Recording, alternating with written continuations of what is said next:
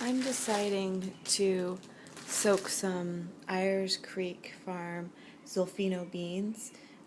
These are grown by Carol and Anthony Boutard in Gaston, Oregon, and you can just look how beautiful these beans are. I mean, these are in the bag, but I mean, they hand pick and hand sort all of these beans, and I want to make a little kind of white bean stew. I got some fennel and... So the Zolfino beans have been soaking for more than 48 hours. I've sort of forgotten about them in the last week, and they've gotten really scummy. That there's this white residue at the top, and actually you can feel it on your hands. It has a little bit of greasiness almost to it, and those, they say, are the anti-nutrients, the indigestible enzymes coming out, but it also represents that the beans have been activated, and the enzymes in them are now alive and half sprouted. It's interesting, I have a few beans that didn't fully soak, and I'm actually going to take these ones out because I'm not really sure how they're going to cook up with the rest of the beans, and they're floating on top. And then from here, it's really important to wash this really well. See how the liquid got really brown, but the beans are really beautiful themselves, nice and plump. Something interesting about Zolfino beans that I read is that they are often cooked in flasks and in Italy. So they were taken from the New World over to Italy and bred there for this particular variety. And since they're so small, they could fit inside the top of a bottle, of a flask. And Italians would cook them over the fire or over the stove in these little flasks very slowly for like 5 hours.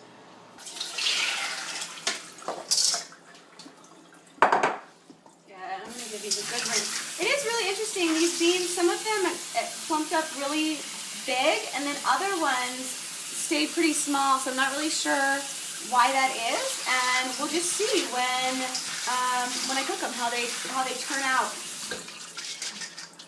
So for these beans, I'm actually just going to make a simple mirepoix, but instead of celery, I'm using fennel. And so I have diced them really quite tiny here, little, I mean, I guess not minced quite, but they'll have time to cook down.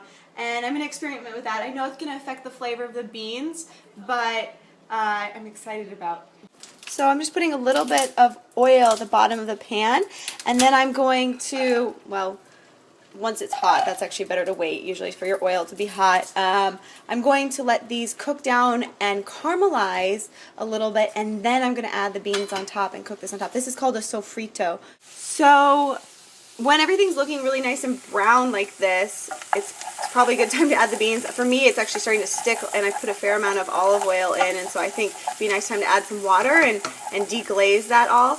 You'll notice I have some green pieces in there. That's actually because I just threw in a little bit more fennel, and ideally if you start everything at the same time, they'll all be translucent and wonderfully cooked down and brown, but those fennel will be just fine, and I need to deglaze. So see this nice browning here? This is the Maillard reaction, or Maillard reaction, how I say it, Americanized. Basically, sugars and carbohydrates hitting each other at high temperature, breaking down into all these flavor nodes. I mean, they don't really fully even understand it. Like hundreds of particles. So you can see how dark brown my broth is. That's awesome. It's going to impart a really wonderful flavor to the beans.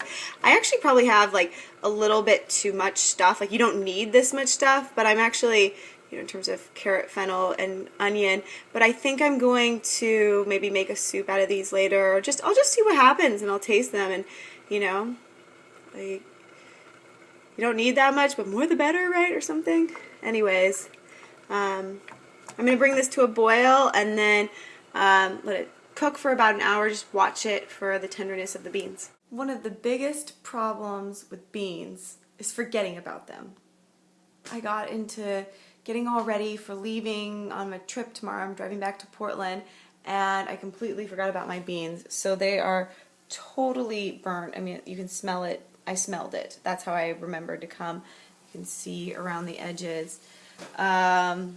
I'm going to try and save them anyways. I was so excited about these, and the broth was so nice. They were going to make this awesome soup because these beans are really sturdy. The Zolfino beans are actually really sturdy. They have a pretty thick skin, and I understand the thin skin of the tiger's eye better. I mean, this, you can really feel the skin in your mouth. So anyways, I think I'm going to scoop these out and put them in another pan. This is really bad. So I have to leave a lot of beans in the pot because they're,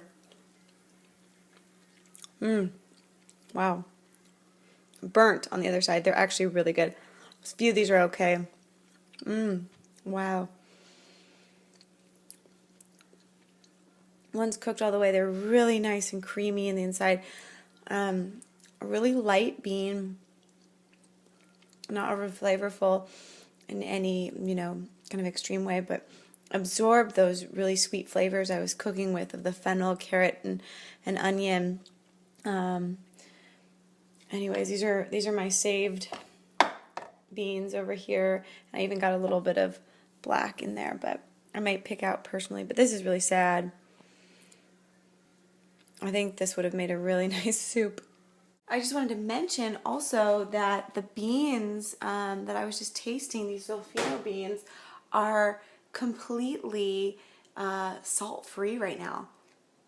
I just got a really hard bit of burnt, but other than that, they're completely salt-free and really delicious without any salt.